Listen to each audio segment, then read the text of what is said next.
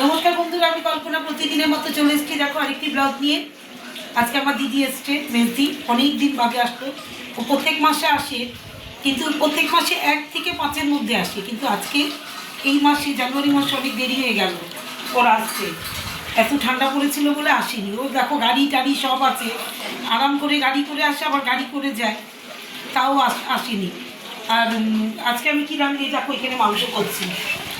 এই যে ওর খাওয়া হয়ে গেছে, ওর মাছ দিয়ে খেয়ে নিয়েছে, টকের মাছ করেছে। এই দেখো এখানে আমি মাংস করছি, দিয়ে দেবো এটা।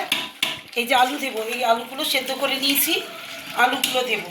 এইবার দেখো এখানে কি করেছি রান্না, সেটা একবার দেখো। এখানে করেছি এই যে উচ্ছে আলু ভাজা, হ্যাঁ, উচ্ছে আর আলু ভাজা করেছি এখানে। আর এখানে টকের মাছ, এই মাছটা দিয়ে দেবো ওদের। এখানে টকের মাছ টমেটো দিয়ে, এখানেও টকের মাছ। এটা খাবো এখন এই বেলা, আর ওটা দিয়ে দেবো। এখানে একখানি গরম গরম ভাত, হ্যাঁ।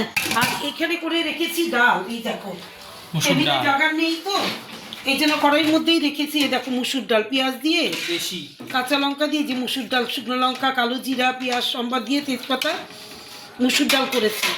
এইবার তাহলে আজকে আমার মেনুগুলো হচ্ছে, যেখানে মাংস কষাচ্ছি চিকেন, আর তোমার উচ্ছে আলু ভাজা, টকের টমেটো দিয়ে টক মাছ, আর ডাল।